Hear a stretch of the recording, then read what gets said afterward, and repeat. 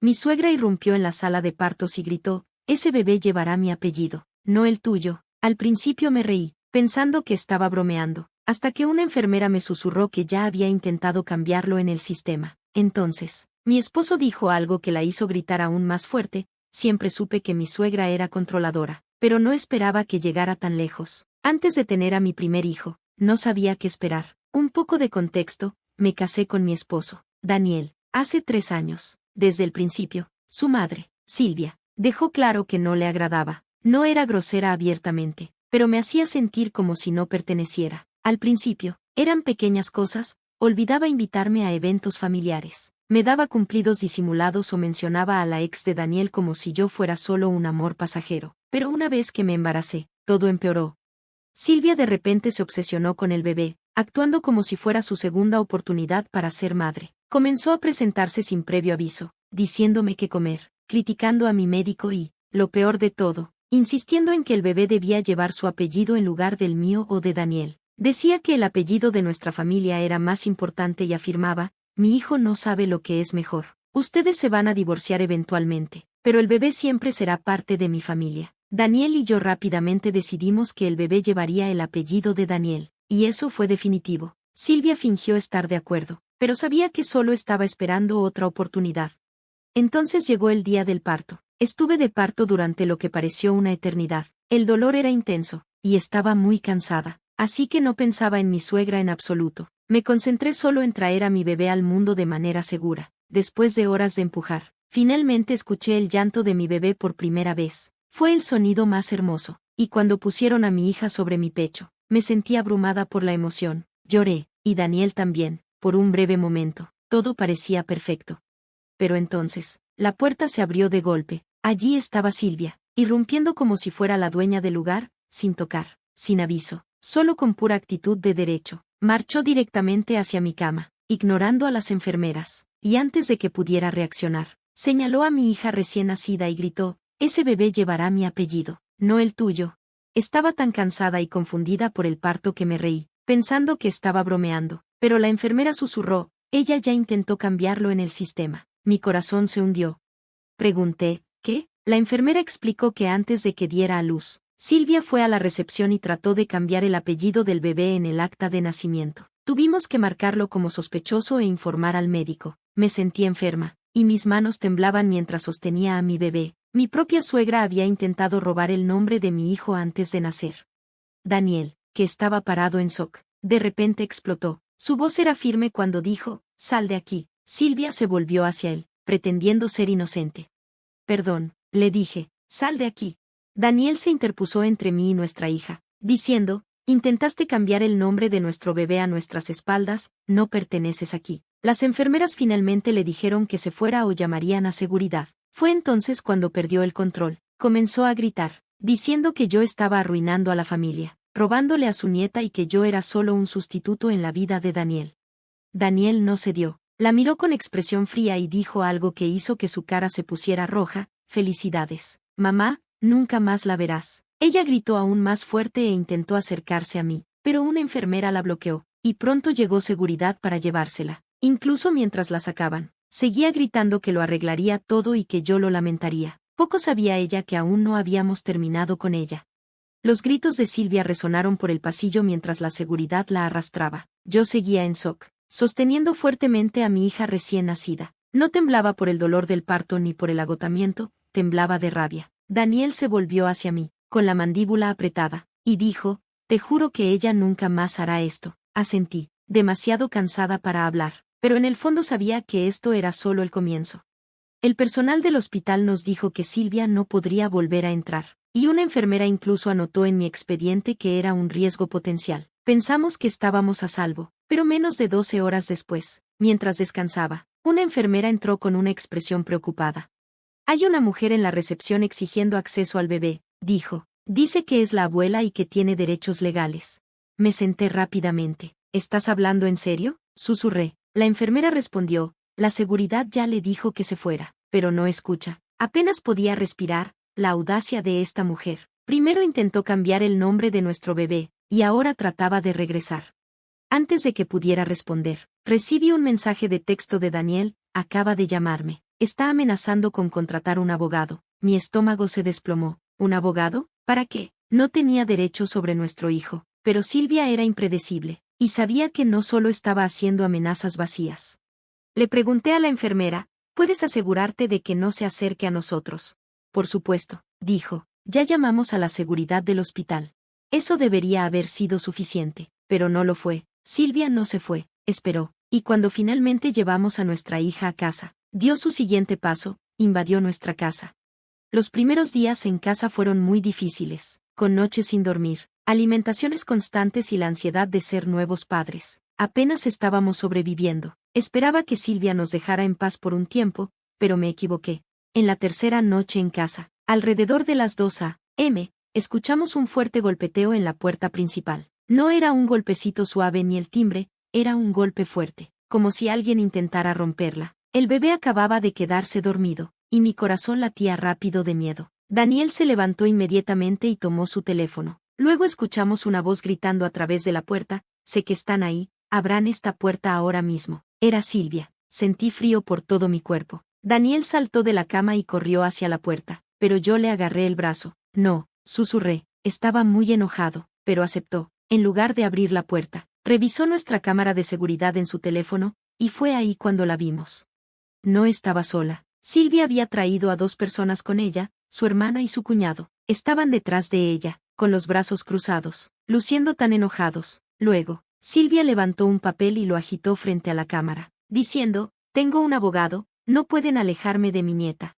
Daniel maldijo entre dientes. ¿Es real? ¿Realmente involucró a un abogado? Llamé a la policía de inmediato. Silvia seguía gritando y golpeando la puerta, gritando, me están robando a mi nieta, los llevaré a juicio. Esto no ha terminado. Pareció una eternidad hasta que llegó la policía. Le dijeron que se fuera, pero ella se negó, gritó, y luego la arrestaron. Miré desde la ventana, con el corazón acelerado, mientras la metían en el coche patrulla. Su hermana y cuñado se fueron rápidamente, como si no tuvieran nada que ver con ello. Pero sabía que esto no había terminado. Si ella estaba dispuesta a ser arrestada solo para probar un punto, podía hacer cualquier cosa.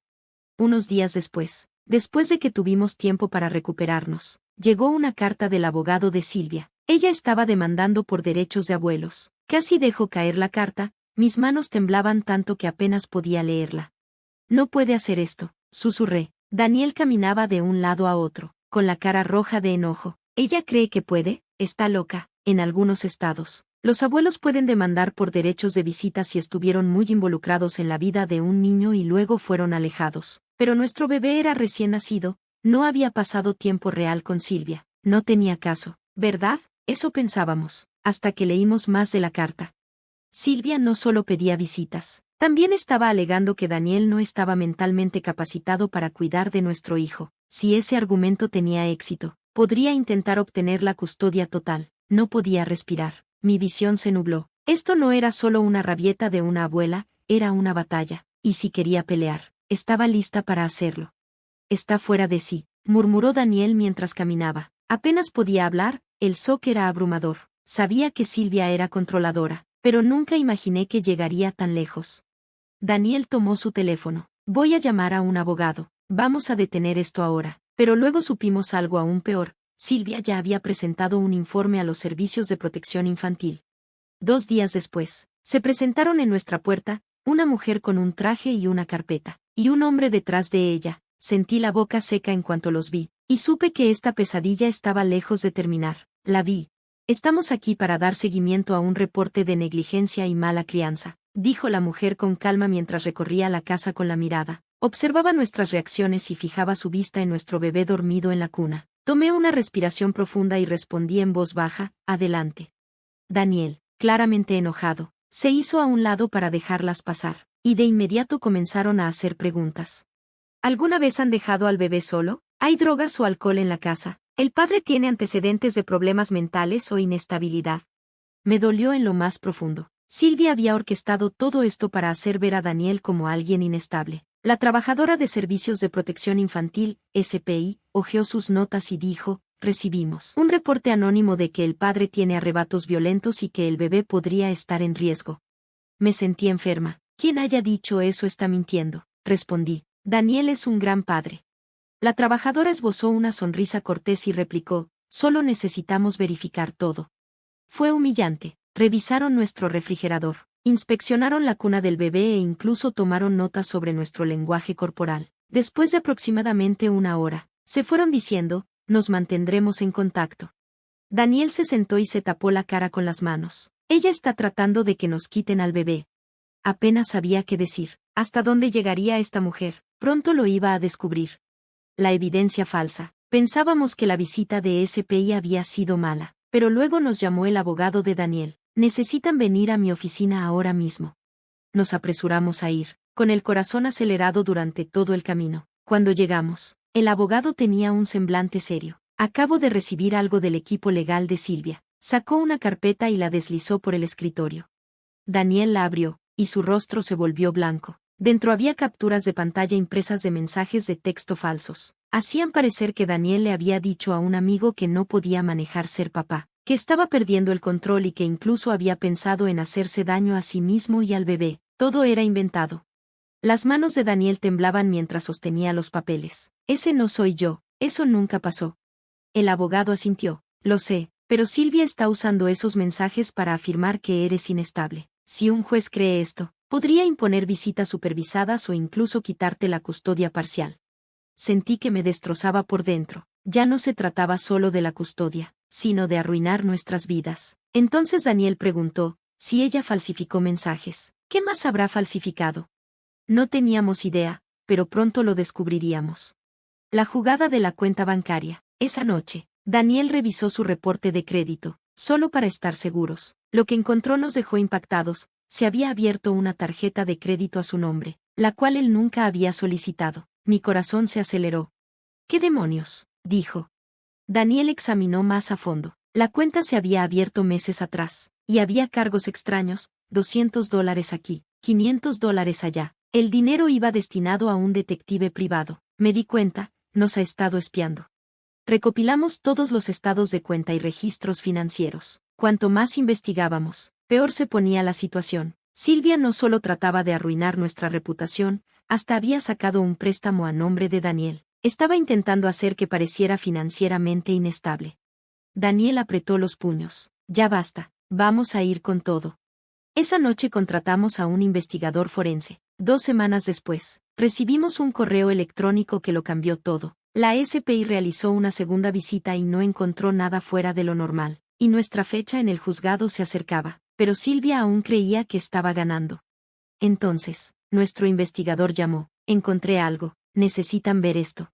Nos reunimos en su oficina, y nos mostró un correo electrónico de Silvia a su abogado. En él, escribió claramente, si podemos hacer que él parezca inestable, yo puedo ganar, los mensajes ya están listos. Solo hay que asegurarse de que SPI lo crea. Ella lo había admitido por escrito. Me sentí mareada. Esa era la prueba que necesitábamos. El abogado de Daniel miró el correo y dijo, esto es fraude, esto es perjurio, destruirá su caso. Finalmente exhalé, temblando de alivio. No solo vamos a detenerla, vamos a acabar con ella. Tenemos todo, el correo, los mensajes falsos, los registros del fraude bancario y los pagos al investigador. Silvia construyó su caso sobre mentiras, y estamos a punto de derrumbarlo todo. La bomba en el tribunal. La fecha del juicio llegó más rápido de lo esperado. Yo estaba nerviosa, pero Daniel se mostraba sereno, como un soldado listo para acabar con esta batalla de una vez por todas. Silvia entró luciendo confiada, con un elegante traje azul marino y su cabello impecablemente arreglado, con su abogado a su lado. Se veía presumida, como si ya hubiera ganado. En el momento en que nos vio, su sonrisa autocomplaciente casi me hizo enfurecer. Pensaba que nos había destruido, pero estaba equivocada. La audiencia comenzó, y el abogado de Silvia empezó. Su señoría, mi cliente solo intenta proteger a su nieto. Tiene serias dudas sobre la estabilidad mental y la irresponsabilidad financiera del padre. Contamos con evidencia que respalda esto. Entonces, el abogado de Daniel se levantó, con todo respeto. Su señoría, esa evidencia es falsa. La sonrisa confiada de Silvia se desvaneció cuando el juez preguntó, explique. Nuestro abogado continuó, nuestro investigador demostró que los mensajes de texto son falsos. Los metadatos no coinciden con el teléfono de Daniel, y las marcas de tiempo están alteradas. Luego está el fraude bancario, una tarjeta de crédito y un préstamo no autorizados a nombre de Daniel. Y, finalmente, El correo electrónico que dice claramente, si podemos hacer que él parezca inestable, yo puedo ganar, los mensajes ya están listos. Solo hay que asegurarse de que SPI lo crea. Cayó el silencio. Silvia palideció. Su abogado comenzó a revolver sus papeles nerviosamente. El juez se inclinó hacia adelante. Señora Holloway, ¿tiene alguna explicación? Silvia abrió la boca, luego la cerró, y finalmente dijo, yo, solo estaba preocupada, trataba de proteger a mi nieto. El juez interrumpió bruscamente, fabricando evidencia y cometiendo fraude, su expresión me dice que eso no es cierto. Su voz se elevó, no estaba haciendo lo que haría una buena abuela.